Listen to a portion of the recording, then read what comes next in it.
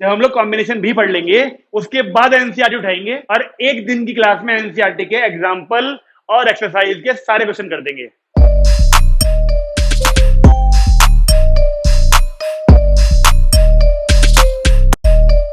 Permutation combination चल रहा था हमारा और हमने कहा था कि आज की क्लास बहुत इंपॉर्टेंट होने वाली है, इसलिए कृपया करके कोई छुट्टी ना करे।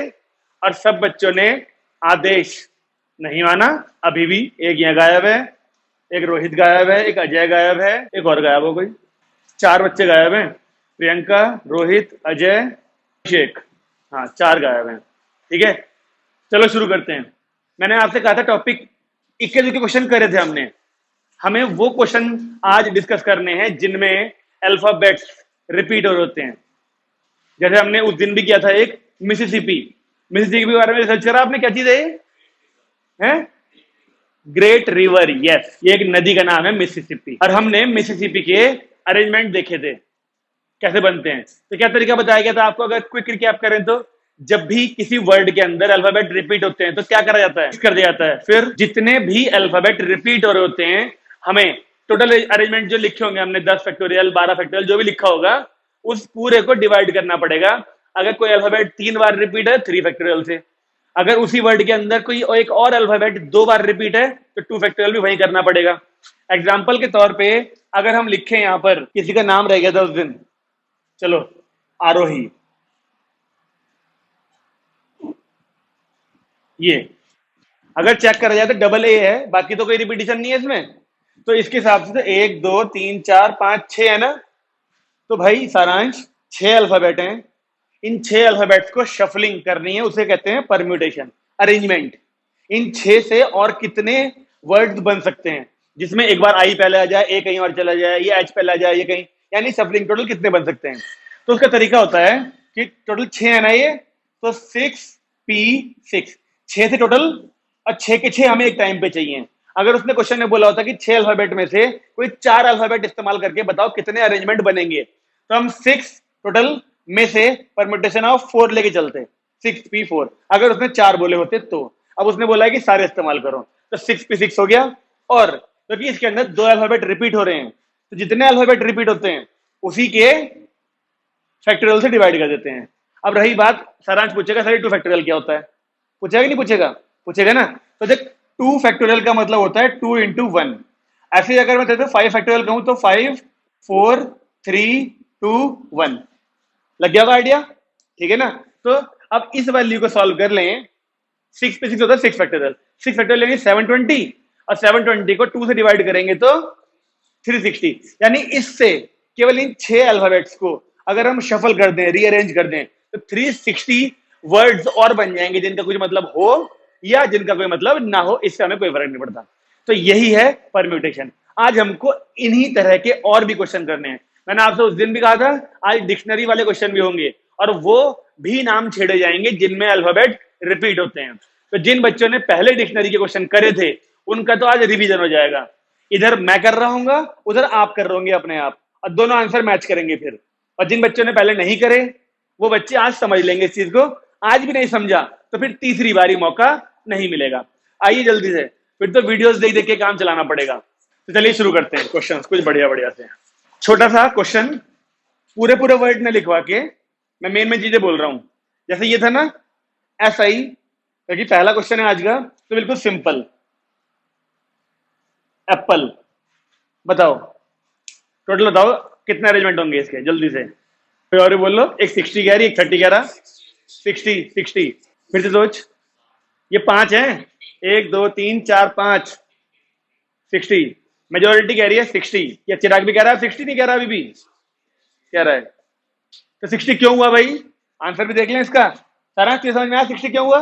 नहीं, ये 5 है ना, तो पांचों का अरेंज करने का तरीका होता है 5 फैक्टोरियल, और 5 फैक्टोरियल की वैल्यू ये लिखी हुई, इनकी इंटू करेगा ना 120 आएगा। लेकिन क्योंकि 2 अल्फाबेट रिपीट हो रहे हैं देखो ये, तो हमें 2 फैक्टोरियल से डिवाइड करना पड़ेगा, और 2 फैक्टोरियल का मतलब 2 into 1 यानी 2। तो 120 को भी 2 से डिवाइड करो 60, इसलिए सारे 60 कह रहे हैं। पहला क्वेश्चन बिल्कुल आसान। अगला देखिए अच्छा था। लिखिए एक शब्द, स्पेलिंग बोल रहा हूं मैं, ध्यान से लिखना। बनाना, स्पेलिंग बोलूं? BANANA कैपिटल में लिखना, ठीक है, बनाना कैपिटल में। अब बताओ इसके कितने बनेंगे?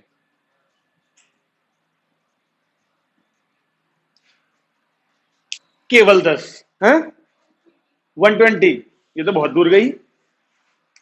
कोई 10 कह रहा था, कोई 60 कह रहा था, कोई 120 कह रहा है। 60, चलिए चेक कर लेते हैं। सारांश कुछ कहना चाहेगा? आर्यन 60 क्यों? देखो, देख ले सारांश, 1 2 3 4 5 6 का मतलब 6 फैक्टोरियल जितने हैं ये सबको अरेंज करना है, तो 6 यानी 6 फैक्टोरियल। 6 फैक्टोरियल की वैल्यू होती है 720। 6 × 5 × 4 × 2 × 1 720। अब क्योंकि देखो ए है हमारे पास 3 बार, तो डिवाइड करना पड़ेगा 3 फैक्टोरियल से, तो ये ए के लिए हो गया। एन है हमारे पास 2 बार, तो 2 फैक्टोरियल से डिवाइड करना पड़ेगा। अब ये था 720, 720 को 3 फैक्टोरियल 6 से करें तो 120 आएगा। अब फिर उस 120 को भी 2 से कर दें तो चल गया पता। सही है। 120 कौन कह रहा था? मैडम क्या गलती करी थी? फैक्टोरियल लगाया ही नहीं यहाँ पर अपॉन में। लिखो अगला। अब जो वर्ड है थोड़ा सा अच्छा वाला है, अलाहाबाद। स्पेलिंग बोल देता हूं, ठीक है ना। ALL, स्पेलिंग गलत नहीं होनी चाहिए कि सारा खेल तुम्हें पता है। स्पेलिंग का ही है इसमें, ALLAHABAD। Okay, ALLAHABAD। इसमें रुक जाओ, पहले टोटल बना लो चलो, फिर इसमें 2 पार्ट और हैं क्वेश्चन के। पहले टोटल बना लो। ALLAHABAD। बताइए, 1 2 3 4 5 6 7 8 9 का मतलब 9 फैक्टोरियल अपॉन 1 2 3 4 बार तो ए है, तो 4 फैक्टोरियल। एल 2 बार है, 2 फैक्टोरियल। बस बी एक है, एच एक है, डी एक है, बस 113। ये 13 कैसे आया लास्ट में पता नहीं। देखो ये आ रहा है 7560 मल्टीप्लाई डिवाइड करके इन सबको। अब तक के जितने भी परमुटेशन कॉम्बिनेशन पढ़ा ना हमने, परमुटेशन सबसे इजी वाला है ये टॉपिक, रिपीटेशन वाला। प्रियंका जी, आपने आने से पहले टाइम निकाल लिया था पिछले वाला पार्ट देखने का, 40 मिनट। 80p पे देख लिया करो ना, जरूरी है 720 पे देखना। तो ये टॉपिक छुटा होगा, लास्ट में ये टॉपिक कराया था। आगे क्या 7560। ये तो क्वेश्चन के थे टोटल अरेंजमेंट कि इलाहाबाद से टोटल कितने बन सकते हैं। अब पहला पार्ट लिखिए इसके अंदर। पहले पार्ट में पूछ रहा है in how many of them. सारांश समझ में आ गया पक्का? लिखिए in how many of them vowels occupy even position. Even position. Second part लिखिए in how many of them both L do not come together. दोनों एल एक साथ नहीं आने चाहिए।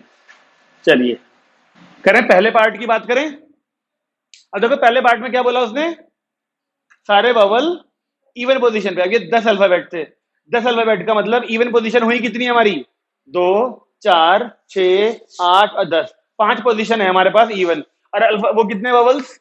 1 2 3 4 ना, तो 5 पोजीशन है जबकि 4 अल्फाबेट हैं। हाँ इसी का तो है क्वेश्चन ये। डैश करके देखो क्या, 1 2 3 4 5 6 7 8 9 10, ऐसे करके 10 होंगी। तो वोवल कहाँ कहाँ? 9 थी पोजीशन, तो फिर 4 ही होंगे फिर तो। इलाहाबाद में 9 अल्फाबेट थे, तो 9 में सेकंड, फोर्थ, सिक्स्थ और 8, 4 पोजीशन है इवन वाली और 4 ही अल्फाबेट हैं। तो कितने तरीके से अरेंज होंगे? केवल पहले 4 लोकेशन थी और 4 ही अल्फाबेट थे, तो 4P4, 4 फैक्टोरियल हो गया इनटू बचे हुए भी तो करने पड़ेंगे अरेंज। बचे हुए कॉन्सोनेंट कितने हैं फिर? 5। उनके लिए लोकेशन कितनी है? नमस्ते भाई, 5। आगे आगे यहां पर देखिए इतनी सीट, तो पंखे के दूर बैठेगा। 5 ही अल्फाबेट बचे हैं यानी कॉन्सोनेंट, और 5 ही लोकेशन भी हैं, तो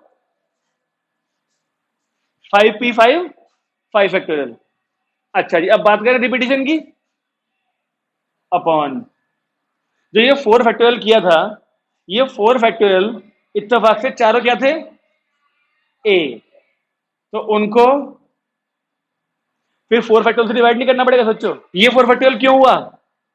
क्योंकि इस पूरे के अरेंजमेंट में 4 ए थे, ये उसके लिए हो गया। और इसी पूरे के अरेंजमेंट में एक चीज और है रिपीटिशन में, एल 2 हैं तो और तो कोई रिपीटिशन नहीं था, तो इस वाली वैल्यू से ये कट गया। ये 5 फैक्टोरियल होता है 120 और डिवाइड बाई 2 यानी 60, यानी कि 7560 के टोटल अरेंजमेंट थे। उनमें से केवल 60 अरेंजमेंट ऐसे होंगे जिसके अंदर सारे के सारे वॉवल्स इवन पोजीशन पे होंगे, केवल 60। पार्थ बाबू क्या हुआ, क्या नहीं समझ में आया बता? ये फोर फैक्टोरियल क्यों किया, ये नहीं समझ में आया? ये आ गया, ये नहीं आया फोर फैक्टोरियल?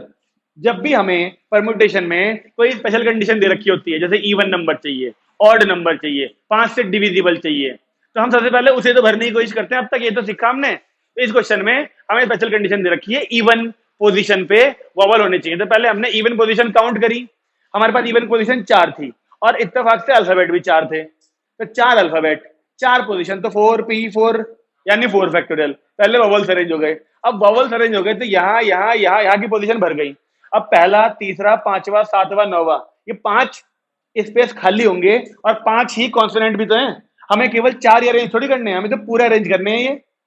बस उन पूरों में उसने बोल दिया कि वॉवल्स इवन पे आने चाहिए, तो बची हुई प्लेस पे कॉन्सोनेंट तो आएंगे ही 9। ठीक है, तो बची हुई 5 प्लेस पे कॉन्सोनेंट तो आएंगे ही, 5 ही कॉन्सोनेंट है और 5 ही प्लेस हैं, तो 5p5 यानी 5 फैक्टोरियल। अब डिवाइड करते हैं, 5 ये और 4 ये, 9 अल्फाबेट पूरे अरेंज हो चुके होंगे। उन 9 में 4 ए अभी भी होंगे, भले ही वो इवन पोजीशन पे होंगे, लेकिन होंगे तो डिवाइड करना पड़ेगा 4 फैक्टोरियल से। उसके बाद ही 2 एल भी होंगे इसके अंदर अरेंजमेंट में, तो उससे डिवाइड करना पड़ेगा। इसलिए कटपिट के केवल 60 आया। बोलिए, सही बात है? एक और देखें इसी का सेकंड पार्ट, दोनों एल एक साथ नहीं आने चाहिए। कैसे करते थे इस तरह के क्वेश्चंस को? पहले दोनों एल को एक साथ आने के लिए सुविधा बनाओ और फिर टोटल में से उन्हें माइनस कर दो। पहले वो निकाल लें जिसमें दोनों एल एक साथ आएंगे।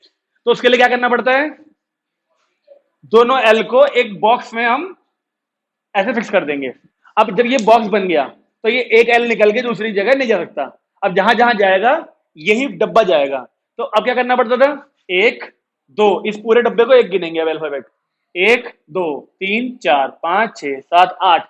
अब हमारे पास 8 अल्फाबेट हैं, तो इस 8 अल्फाबेट को अरेंज करने का तरीका 8p8। ओके, अच्छा जी। अब जब भी हम एक डब्बे को, मतलब कुछ अल्फाबेट्स को एक डब्बे में डालते थे, तो वो डब्बे के अंदर की शफलिंग होती थी, उसे भी करते थे। वो किस तरह होती थी, क्या लिखते थे उसके लिए? मल्टीप्लाई करते थे, जितने डब्बे के अंदर एलिमेंट होते हैं उसके फैक्टोरियल से। आ रहा याद? डॉटर डॉटर किया था ना, डॉटर अल्फाबेट, डॉटर वर्ड जो किया था उसमें भी तीनों वॉवल्स को इकट्ठे लाने के लिए कहा था। तो ए यू ई को एक डब्बे में डाला था और उस डब्बे को एक वॉवल, एक अल्फाबेट मान के बाद में हमने 3 फैक्टोरियल से इंटू की थी। तो यहां पर तो एक डब्बे में 2 अल्फाबेट डाले, तो 2 फैक्टोरियल से इंटू होनी चाहिए नहीं होनी चाहिए? ये तो हो गया टोटल अरेंजमेंट। अब डिवाइड करते हैं, चलो। अब इन टोटल अरेंजमेंट्स के अंदर 4 तो ए अभी भी होंगे, 2 तो एल अभी भी होंगे। बोलिए, तो कितना आएगा आंसर? इससे तो ये कट गया। 8 फैक्टोरियल अपॉन 4 फैक्टोरियल बताओ कितना आ रहा है, सॉल्व करो। 1680, बिल्कुल सही बात। ये वो सारे केस आए जिसमें दोनों एल इकट्ठे आएंगे। यहां पर आप लिख देना इस बात को, क्योंकि आपको पता भी चलना चाहिए ना क्या निकाला गया है। ब्रैकेट में लिख देना बोथ एल टुगेदर, दोनों एल एक साथ आएंगे तब इतने तरीके बनेंगे। कॉपी में आपकी पूरी प्रेजेंटेशन होनी चाहिए ना, बोर्ड पर तो चलो मैं मेन चीजें लिख दूंगा, यहां पर जो निकाला ब्रैकेट में लिख दो बोथ एल टुगेदर, दोनों एल एक साथ आएंगे, उसके इतने तरीके हैं। अब हमें क्या चाहिए था, दोनों एल एक साथ ना आए, तो बस अब टोटल में से लिख दो यहां पर पहले both L never come together, ये लैंग्वेज लिखो पहले। Both L never come together is equal to total minus 1680 5880। Yes, language ध्यान रहेगी ना सबको लिखनी। देखो ये वो केस आ गया इत्तेफाक से, जो सेकंड वाला है ये बोथ एल वाला। इसमें जब हम एक ब्लॉक के अंदर 2-3 अल्फाबेट को ऐड करते थे तो उनके फैक्टोरियल से मल्टीप्लाई भी करना पड़ता था, वो केस भी आ गया इसमें। और क्योंकि कुछ अल्फाबेट रिपीट हो रहे हैं तो डिवाइड भी करना पड़ रहा है फैक्टोरियल से, ये भी तरीका आ गया। आ रही है बात समझ में? ये 2 फैक्टोरियल क्यों करा था हमने? क्योंकि एक ब्लॉक के अंदर 2 अल्फाबेट थे, इसलिए 2 फैक्टोरियल से किया। अगर एक ब्लॉक के अंदर 3 अल्फाबेट होते तो यहां पर 3 फैक्टोरियल से करते। और जब ये पूरा अरेंजमेंट बन चुका, तो ये पूरा अरेंजमेंट बन चुका, उसके बाद क्या करा हमने? क्योंकि कुछ अल्फाबेट रिपीट हो रहे होंगे, इसलिए डिवाइड भी करा। ऐसे क्वेश्चन और बहुत सारे आने वाले हैं, तो ये बात ध्यान रखना। जब भी एक ब्लॉक मानोगे किसी चीज को, 2 या 3 अल्फाबेट को, तो मल्टीप्लाई उसके फैक्टोरियल से करना है, ध्यान रखना। और जब ये पूरा अरेंजमेंट बन जाएगा, फिर डिवाइड तो करना ही पड़ता है अगर अल्फाबेट रिपीट हो होते हैं तो। इस बात को भी ध्यान रखेंगे। ओके, अगला करें। लिखो एक और क्वेश्चन। इंडिपेंडेंस स्पेलिंग बोल दूं? INDEPENDENCE,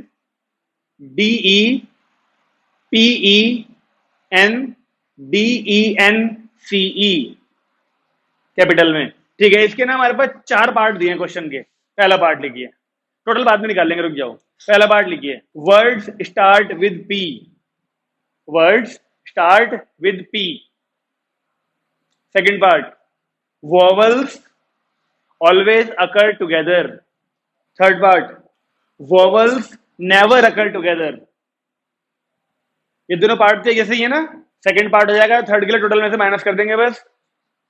fourth part, words begin with I and and with P. END, and with P. करा जाए शुरू, चलिए। Independence, INDEPEN, independence, DENCE। Spelling ध्यान से देख के लिखना, अगर पेपर में क्वेश्चन आता है तो। ये इत्तेफाक से एनसीईआरटी का क्वेश्चन है। ओके, चलिए पहले पार्ट की बात करें। पहले पार्ट की भी क्या बात करें, रुक जाओ। पहले पार्ट से पहले टोटल निकालो, फिर पहला पार्ट करेंगे। भविष्य जी जल्दी बताइए, टोटल कितना आएगा? गिनो जल्दी। टोटल 1 2 3 4 5 6 7 8 9 10 11 12। तो पहले क्या आएगा? 12 फैक्टोरियल अपॉन किससे किससे डिवाइड करें? 4 फैक्टोरियल, 3 फैक्टोरियल, 2 फैक्टोरियल। सारा सही कह रहे ये 4 किस लिए है? ई 4 बार है। फिर 3 किसके लिए? एन के लिए। और फिर ये 2 डी, डी। ठीक है, अब इसको सॉल्व मत देखो, क्या सॉल्व कर रखा है इसने? हाँ कर रखा है। ये आ रहा होगा 166 है, हाँ 1663200। लिख लो यहां देख के। क्वेश्चन के पार्ट बहुत सारे हैं ना, तो हम इसी मल्टीप्लाई में रह जाएंगे वरना तो। 1663200 इतने बनेंगे इंडिपेंडेंस से। अब करते हैं पहला पार्ट। बताइए पहले पार्ट में क्या बोला उसने? पी से स्टार्ट होने वाले, पी से या आई से? पी से। तो जब भी हमसे बोलता है कि ये सारे अरेंजमेंट बनाओ जिसमें कोई चीज इससे शुरू होनी चाहिए, तो क्या करते हैं हम? उसे पी को पहली प्लेस पे फिक्स कर देते हैं। तो एक टोटल कितने थे? 12 ना। 1 2 3 4 5 6 7 8 9 10 11 12। तो हम क्या करते हैं? आज बाबू क्या करते थे? पी को फिक्स कर दिया पहली प्लेस पे। ठीक है सारांश, जिस चीज से शुरू होना है उसे पहली प्लेस पे फिक्स कर दिया। अब इसको गिनेंगे नहीं अरेंजमेंट्स में, हम इसको छोड़ दो और यहां से गिनो। अगर हमने इन सारों को अरेंज करने के तरीके ढूंढ लिए, उन सबसे पहले तो पी अपने आप ही दिखेगा हमको, तो ऑटोमेटिकली सारे अरेंजमेंट पी से स्टार्ट होने वाले मिल जाएंगे। तो ये कितने हुए? 11 हुए अब। तो 11 फैक्टोरियल अपॉन, क्या नीचे वाली वैल्यू में फर्क पड़ेगा कुछ पी को फिक्स करने पर? पी पहले भी एक ही थी, तो अपॉन में तो अभी भी 4 फैक्टोरियल, 3 फैक्टोरियल और ही आएगा। सब सहमत है इस बात से? चलिए सेकंड पार्ट की बात करें तो सेकंड पार्ट में क्या कहा उसने? वोवल्स को सारे इकट्ठे आने चाहिए। क्या करते हैं इकट्ठे आने के लिए? एक ब्लॉक मान लेते हैं। अब गिन लो वोवल्स हैं कितने। 1 2 3 4 5। 5 ओवल हैं, मतलब एक्चुअली में तो 2 ही ओवल हैं, लेकिन वो 5 जगह दिख रहे हैं, आई और ई। बोलिए, तो इन सबको एक डब्बा मानना पड़ेगा। एक डब्बा मानने पर ये कुछ ऐसे दिखेंगे, देखो आई ई ई ई ई। ये हो गए 5। इसके पहले और इसके बाद में बाकी सारे तो है ही हैं। तो गिन ले टोटल कितने हुए अब? तो इन 5 को तो एक मान लिया, 2 3 4 5 6 7 8, टोटल मिला के 8 हो गए ना। फिर तो क्या आएगा पहले? 8 फैक्टोरियल, 8p8 अब इंटू 5 फैक्टोरियल, बिल्कुल सही बात, इसे भूलना नहीं है। एक डब्बे के अंदर 5 हैं तो उसके फैक्टोरियल से इंटू करनी पड़ेगी शफलिंग के लिए। अब अपॉन की बात करते हैं, टोटल बन चुके ना। अपॉन में क्या इससे कुछ अलग आ जाएगा? क्या लाएगा बता? अपॉन में क्या आएगा? ये 7 होगा। हमने इन 5 को एक माना,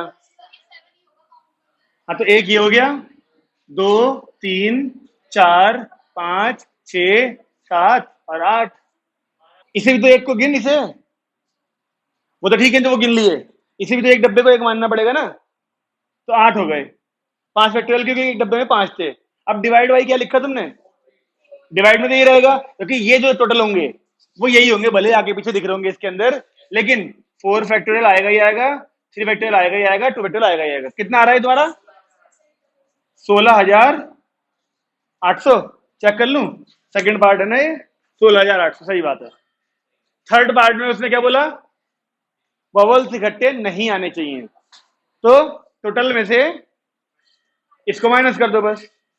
उन सारे केसेस में बबल इकट्ठे नहीं आएंगे। कौन सा पेज था मतलब? केस थर्ड है। अब नेवर टुगेदर वाला है थर्ड, ये तो हाँ सेकंड है, ये तो है। आगे थर्ड का माइनस कर दिया, फोर्थ पार्ट पढ़ो फिर। सारांश तेरे को चला पता कि थर्ड वाले में टोटल में से इसको माइनस क्यों करा? इकट्ठे नहीं आने का मतलब, जब इकट्ठे वाले गिन लिए तो टोटल में से इकट्ठे वाले हटाएंगे तो वही केस बचेंगे जिनमें इकट्ठे नहीं आएंगे। फोर्थ पार्ट में क्या बोला उसने? आई से स्टार्ट और पी पे खत्म, तो आई को फिक्स करो और पी को फिक्स करो, आई को फिक्स करो और पी को फिक्स करो, तो बीच में कितने बचे होंगे अब? 10। तो 10 फैक्टोरियल अपॉन, क्या इस अपॉन वाली वैल्यू में फर्क पड़ेगा कुछ? नहीं, कोई फर्क नहीं पड़ेगा, क्योंकि ना तो इसमें आई था इन फैक्टोरियल्स में डिवाइड वालों, ना तो पी था। तो 10 फैक्टोरियल अपॉन में ये सारे आएंगे आएंगे। बताओ आंसर कितना आ रहा है?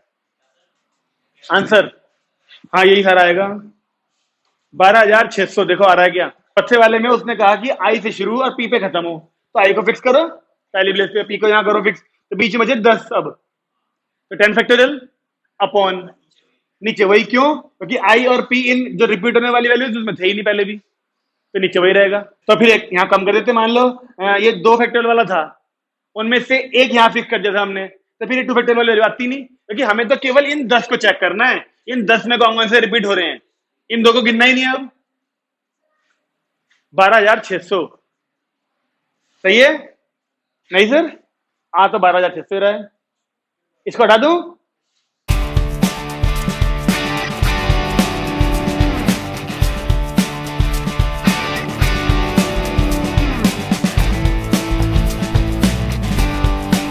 अभी कॉम्बिनेशन होगा, ये लास्ट टॉपिक है परमुटेशन का, ये परमुटेशन का लास्ट टॉपिक है, इसके बाद कॉम्बिनेशन शुरू करना है वो चीजें। कॉम्बिनेशन में इतनी वैरायटी नहीं है जितनी परमुटेशन में थी।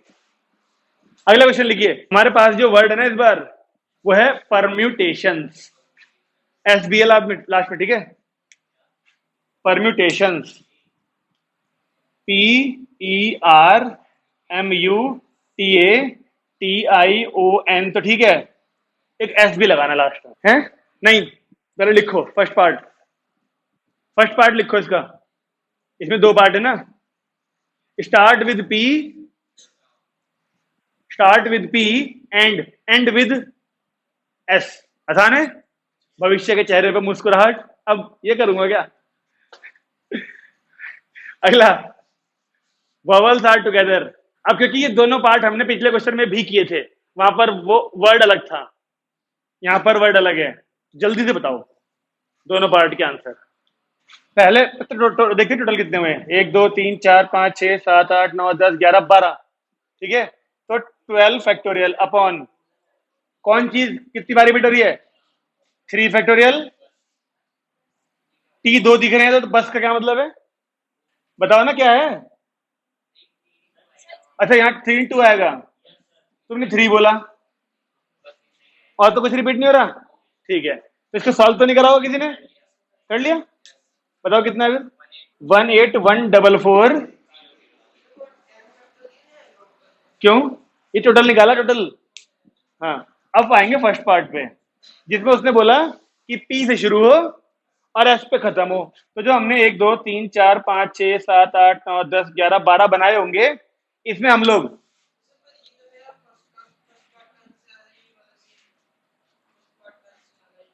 फर्स्ट पार्ट का, यानी जो हम करना शुरू कर रहे हैं इसका आंसर, रुक जा देगा अभी, ये 12 थे, उसने बोला पी से शुरू हो एस पे खत्म हो, भविष्य हो गया, क्या लिखा बता फिर इसका आंसर है, टोटल ही निकाल ले अब तक, 10 फैक्टोरियल, बिल्कुल सही बात, क्या करती इस वाले की, अच्छा जी, हाँ ये फर्स्ट पार्ट का आंसर है, ये वाला, तो टोटल पे छोड़ दो ऐसे ही, और यहां लिख दो फिर 1 8 1 4 4, यही था या 1 8 8 था,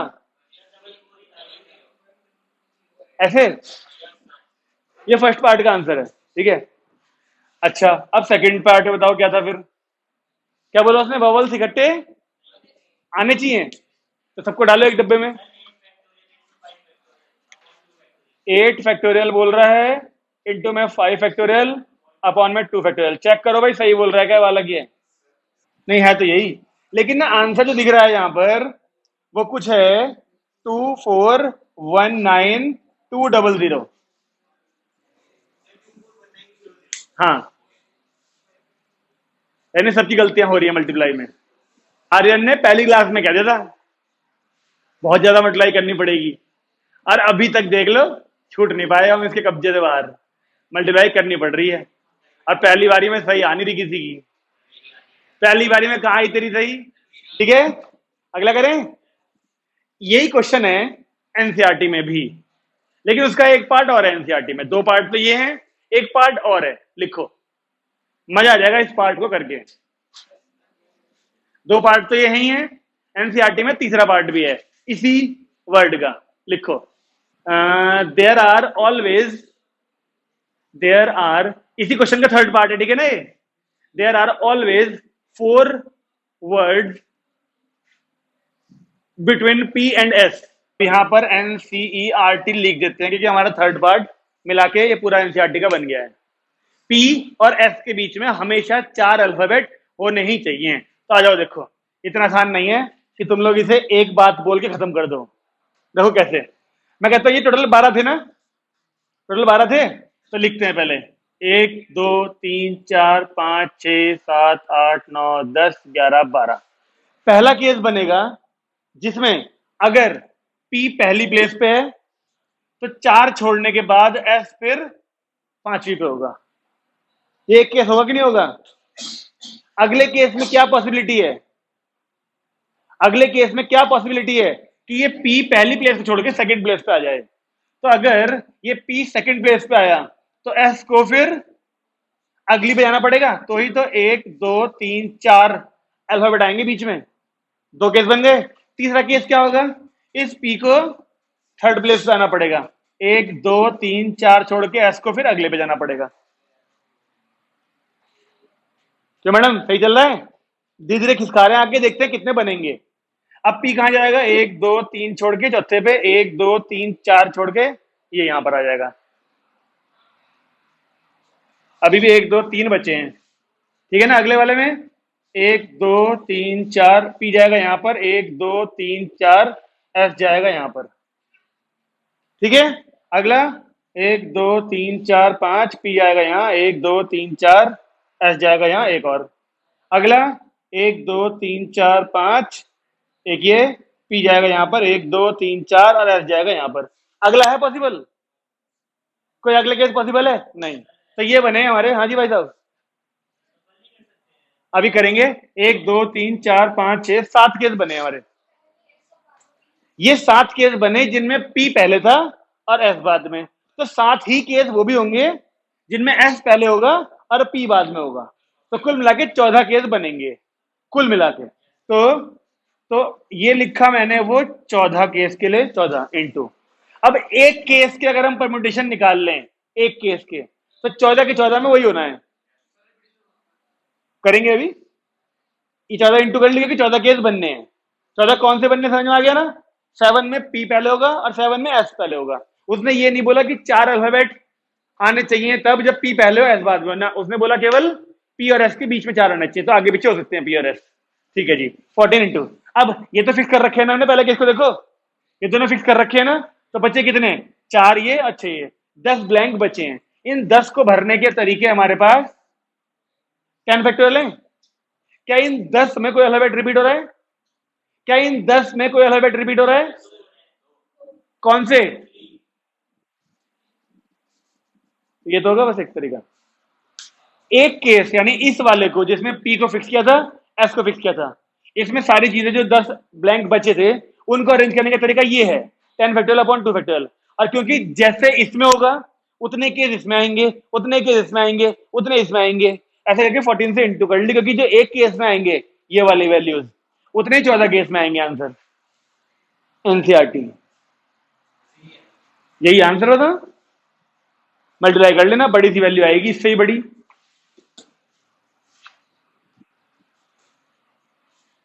गिन ले 10 ही होंगे ब्लैंक, टोटल 12 थे ना, 12 में से 2 को फिक्स कर दो, 10 ही बचेंगे। बोलिए, आ गया समझ में? ये एनसीईआरटी की एक्सरसाइज 7 चैप्टर है ना, ये 7 है ना, हाँ 7.1 है सिंपल फैक्टोरियल वाली, 7 नहीं सिंपल वाली है 7.2 फैक्टोरियल वाली, तो 7.3 में है ये क्वेश्चन। यही वर्ड है परम्यूटेशन, और 3 पार्ट है इसके। अगर तूने उनको एक ब्लॉक मान लिया तो ये हो जाएगा 6 फैक्टोरियल। 10p4 क्यों, 10p4 क्यों, जब बीच की 4 सफल हो सकती है तो 4 फैक्टोरियल से आता है ना, वो तो 10p4 थोड़ी होता है वो सफल बीच वाला। जब तूने इनको एक ब्लॉक मान लिया तो 10p4 ऑप्शन कहां बचा फिर करने का, क्योंकि ब्लॉक के अंदर वाली वैल्यूज जो हैं वो तो ब्लॉक में ही रहेंगी ना, तो बाहर वाली भी ला रहा है 10p4 बोल के। हमारी बात समझ क्या कह रहा हूं मैं, तो तूने ब्लॉक मान लिया ना, ब्लॉक, ब्लॉक का मतलब है बाहर वाली वैल्यू नहीं आ सकती फिर इसके अंदर, ब्लॉक का मतलब है ब्लॉक के अंदर वाली सफल होती रहेंगी आपस में बस, और वो इकट्ठे आएंगी हमेशा फिर सारी। या तो ब्लॉक शब्द का इस्तेमाल मत कर, और इस्तेमाल नहीं करेगा तो फिर ये हो जाएगा केस, भाई इन 2 को फिक्स रखो और फिर यहां वाली वैल्यू यहां लाते रहो, यहां वाली लाते रहो, तो वो 10 पे 10 से होंगी। ठीक है ना, ब्लॉक का इस्तेमाल केवल तभी करो जब वो बोले ये चीजें इकट्ठी आए, क्योंकि फिर वो ब्लॉक की चीजें बाहर नहीं निकल सकती। ओके, अगला करें, लो, AGAIN यानी अगेन, इसका आगे लिखो डिक्शनरी स्मॉल में, यानी इसको डिक्शनरी बनाना है अगेन की, अब हमको, हाँ ब्रैकेट में लिख दो, एक ही बात है, अगेन कैपिटल लिखना है बस, अगेन को AGAIN को कैपिटल लिख के, रुको रुक जाओ, डिक्शनरी बनानी है इसकी, और उसकी डिक्शनरी में हमको बताना है कि 50वें नंबर पे क्या होगा, यानी 50th, 50 और TH word is equal to question mark, ऐसे लगा दो, 50th 50वें नंबर पे इसकी डिक्शनरी में कौन सा वर्ड होगा। शुरू करें, तो डिक्शनरी बनाना हमको आता है, शुरू हो जाओ, अभी तो कर रहे हैं, रिपीट वाले तो कर रहे हैं सारा आज, सोचो, दिमाग लगाओ, तो 60 पे क्यों जा रहा है जब 50वां वर्ड चाहिए, तो करा शुरू आपने। अब अगर डिक्शनरी के हिसाब से देखें तो डिक्शनरी के हिसाब से ए से शुरुआत होनी चाहिए, 5 इसमें वर्ड अल्फाबेट हैं, तो 1 2 3 4 5, तो आपने एक ए को फिक्स कर दिया होगा पहले ही। अब हमारे पास बच्चे, इस ए को हटा दें, ये 4 अल्फाबेट बचे हैं, इन 4 अल्फाबेट को अरेंज करने के तरीके हमें बताएं।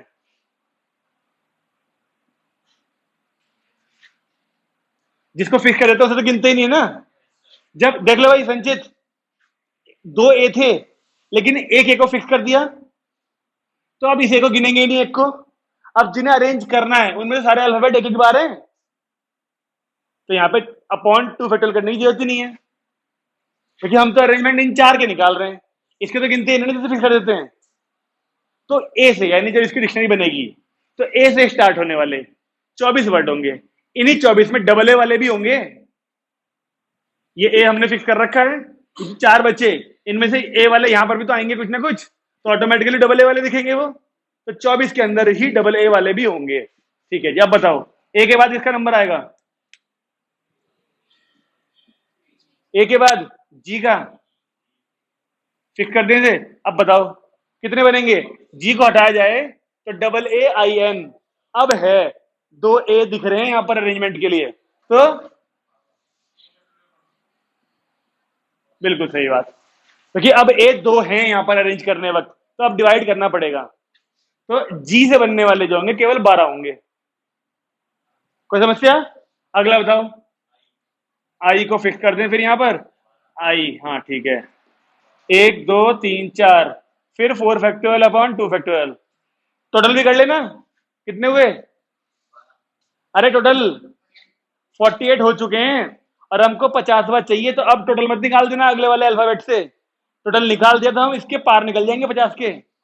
अब धीरे धीरे करके करेंगे कि वैल्यू बढ़ा के आगे। बताइए किससे बनेगा अब?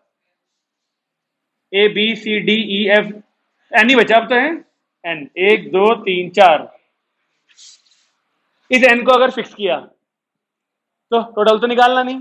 अब बताओ ए जी ए आई में सबसे पहले क्या आएगा? ए। ठीक है, अब रुक जाओ। एन और ए को फिक्स कर दिया। अब बचा ए जी आई में से पहले क्या आएगा? ए। ओके, रुक जाओ। एन, ए और ए को फिक्स कर दिया। अब जी आई बचे। जी आई में पहले क्या आएगा? जी। तो आई, ये हुआ हमारा 49th वर्ड। ऐसे अगला ढूंढ लेंगे अब तो। ठीक है, तो पहले तो एन ही आएगा, ए और ए ही आएंगे। क्या हुआ? एन के बाद ये दो ए, ठीक है। आपको ये बात पता है ना, डिक्शनरी में पहले ये जो लास्ट वाली प्लेस है इस पे A B C D E F G H I J K L M N O P सारे खत्म होते हैं, तब इधर वाला अल्फाबेट एक प्लेस आगे जाता है। पता है ना ये बात? जब ये डिक्शनरी में मान लो ये 4 हैं, जब तक ये वाले सारे अल्फाबेट खत्म नहीं हो जाएंगे। जैसे यहाँ पे पी था मान लो, और यहाँ पर पहले एक बार पी के बाद ए वाले बन गए सारे, पी के बाद बी वाले, बी के बाद सी वाले, बी के बाद डी वाले, जब तक पी के बाद जेड वाले खत्म नहीं हो जाएंगे तब तक यहाँ पे क्यू नहीं आएगा। ऐसे होता है डिक्शनरी में। अब एन के बाद डबल ए मैंने उतारा। आप बताओ डबल ए के बाद में यहाँ पे जी आई है, जी और आई दो अल्फाबेट हैं, इन दोनों से कितने वर्ड बनेंगे? दो ही बनेंगे जी और आई से। एक तो जी आई और एक, तो जी आई बन चुका है, तो अगला नंबर आई जी नहीं होना चाहिए था? सोच के देखो, आई और जी, ये हुआ 50th वर्ड। तो आंसर तो है यही, आंसर तो है ये, लेकिन कुछ बच्चों को समस्या आ रही होगी, है ना, तो उनकी सुविधा के लिए हम इसके अगले वाले बनाते हैं एक दो।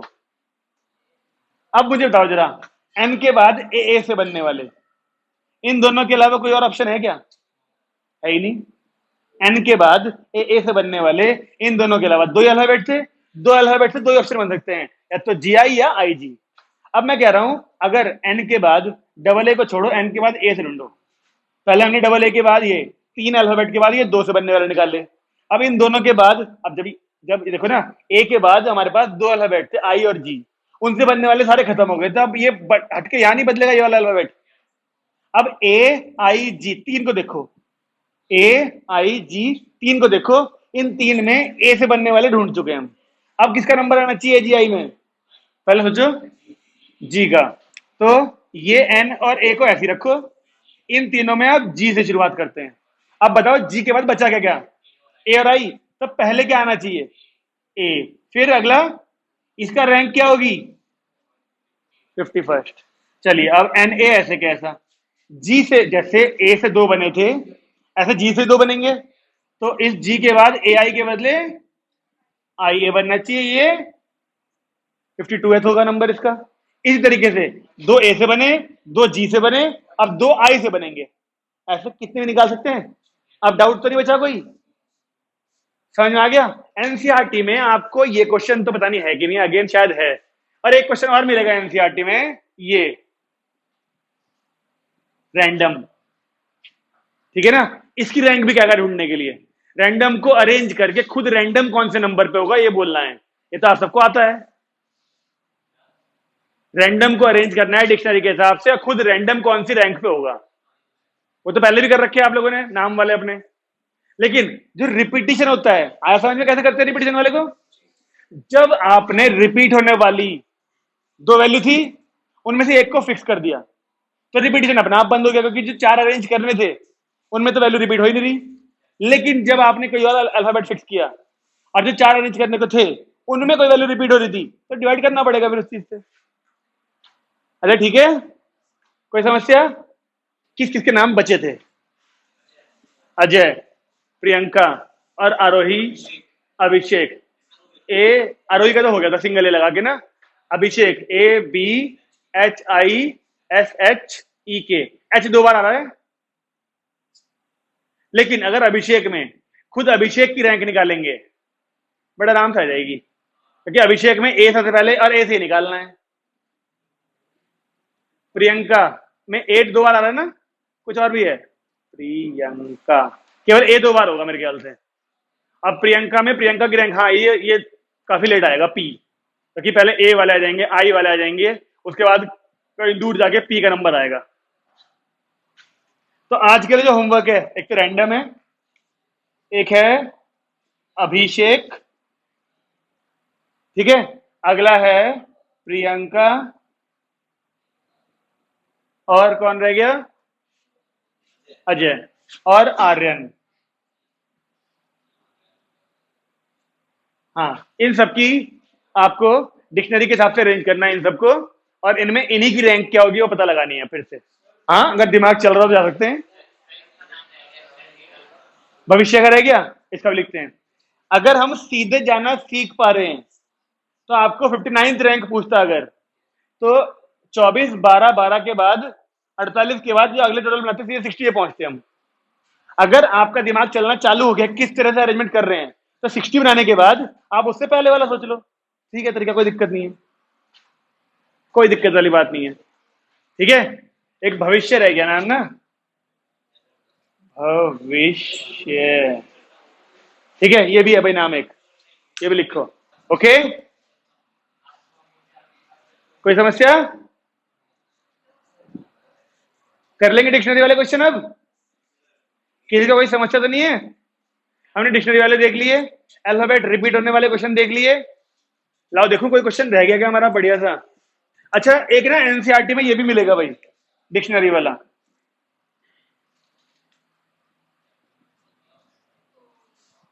पता है क्या है क्वेश्चन इसका?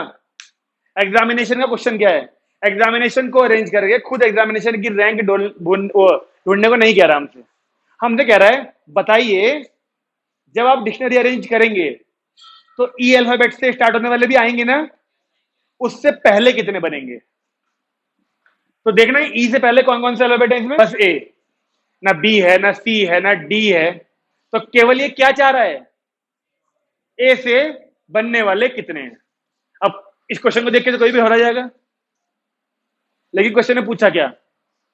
ए से बनने वाले कितने होंगे, बस। तो ए को पहली प्लेस पे फिक्स करो, टोटल निकाल दो। है कुछ इसमें?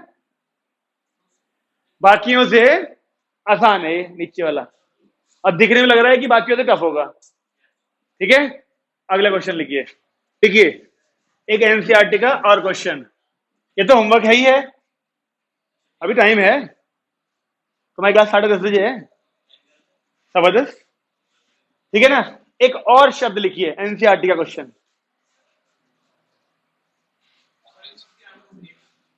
इन सबकी तो रैंक है यहां तक, लेकिन ई वाले में एग्जामिनेशन में रैंक नहीं ढूंढनी, ई से पहले कितने बनेंगे वो ढूंढना है केवल, ठीक है ना। देखो वर्ड है ये असैसिनेशन, ये शब्द सुना है पहले? असैसिनेशन, इसका जो क्वेश्चन है ना, पहले तो वो लिखो, पहला पार्ट ढीलो टोटल, पहला पार्ट ढीलो टोटल कि टोटल कितने बनेंगे। फिर सेकंड पार्ट लिखिए, ऑल एस आर टुगेदर, चारों एस एक साथ आने चाहिए।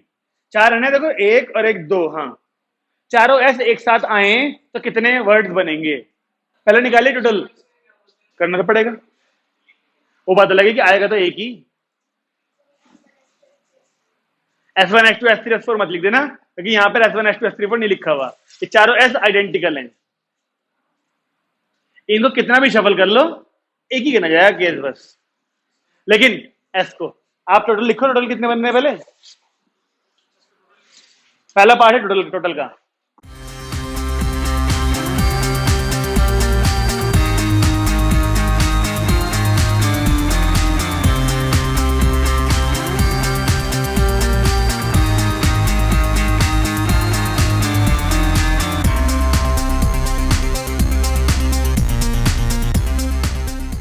हाँ जी, टोटल।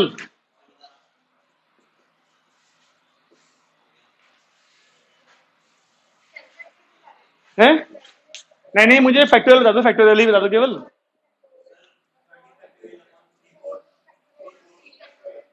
3 फैक्टोरियल, 4 फैक्टोरियल, बस टोटल। क्या सब सहमत हैं? सारांश, आर्यन के यही है? अजय ठीक है ये? सॉल्व मत करो, छोड़ दो ऐसे ही ना। बहुत बड़ी वैल्यू है 13, कैसे करेंगे सॉल्व? ठीक है, छोड़ रहने दे। ये पहला पार्ट था। सेकंड पार्ट में पूछा उसने, सारे एस इकट्ठे आने चाहिए नहीं आने चाहिए? आने चाहिए। तो क्या करते हैं फिर उस केस में? एक ब्लॉक मान लेंगे, ये 2s को और ये 2s को। अब ये चारों एक डब्बा बन चुके हैं। हाँ, तो 1 2 3 4 5 6 7 8 9 10, बिल्कुल सही बात। 10 फैक्टोरियल इंटू 4 फैक्टोरियल। 10 फैक्टोरियल किस लिए? क्योंकि 10 अल्फाबेट बचे हैं। 4 फैक्टोरियल किस लिए? क्योंकि उन चारों को एक डब्बे में आना था, तो वो आपस में शफल होंगे 4 फैक्टोरियल तरीके से। अब टोटल वर्ड बन चुके हैं, अपॉन में तो यही सारा आएगा। तो उसी के लिए तो देख, ये रहा 3 factorial, 4 factorial, 2 factorial, 2 factorial cut जाएंगे, ले एक ही आएगा उससे। तो 10 factorial upon 3 factorial, 2 factorial, 2 factorial is the answer. अगर वो पूछे चारों ऐसे इकट्ठे नहीं आने चाहिए तो क्या करेंगे फिर? इस वालों में से इन वालों को माइनस कर देंगे, उनमें चारों ऐसे इकट्ठे नहीं आएंगे। कुछ परमुटेशन समझ में आया? हमें परमुटेशन करते करते 10 दिन हो गए होंगे, ज्यादा हो गए। ठीक है, ये 6 है, तो यानी 12 दिन। एक दिन छोड़ के तो होती है क्लास, तो 12 दिन हो गए लगभग। एक छुट्टी भी हो गई थी बीच में इत्तेफाक से। तो ये क्लास परसों नहीं, फिर वो क्लास परसों, परसों थी ना क्लास हमारी, तो ये वाली क्लास परसों हो रही होती फिर। तो 10 दिन मतलब लगभग 10 दिनों में परमुटेशन खत्म हो गया ऑलमोस्ट। और दो दो लेक्चर मेरे ख्याल से कॉम्बिनेशन में हो जाएंगे बस। 2 ही लेक्चर लगाया कॉम्बिनेशन बस। एक्चुअली क्या है ना, परमुटेशन कॉम्बिनेशन नया टॉपिक था। इस टॉपिक को समझने के लिए हमें पहले परमुटेशन यानी अरेंजमेंट समझने पड़े। अरेंजमेंट यानी डैश बना बना के कैसे भरते हैं उनको। फिर हमें एक लेक्चर तो निकल गया पूरा फैक्टोरियल सीखने में, फैक्टोरियल को एन की वैल्यू कैसे ढूंढते हैं वो। तो 2 लेक्चर तो इन चीजों में निकल गए। और फिर अब क्योंकि कॉम्बिनेशन में हमें 80% तो पता ही है कि परमुटेशन कैसे होता है, अब तो थोड़ा सा और चीजें सीखनी है, कॉम्बिनेशन होता क्या है, कॉम्बिनेशन परमुटेशन से अलग कैसे है, ये चीजें सीखनी है। इसलिए ये काम केवल 2 लेक्चर में हो सकता है कॉम्बिनेशन वाला। कितना तकलीफ में है संचित है। लोड ये तो पड़ेगा भाई।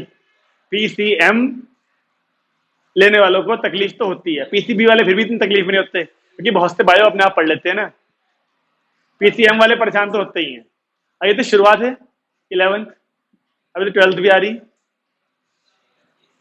आप लोगों से मैंने ये कहा था, आप लोगों से मैंने ये कहा था कि आप लोगों के ना वो जेडब्ल्यू एडवांस्ड के एक लॉगरिथम वाली सीरीज चालू की है, उनको जरूर नोटबुक में नोट करते रहो। मैंने पहले भी कहा था तुम्हें, आने वाला है आज, ठीक है ना।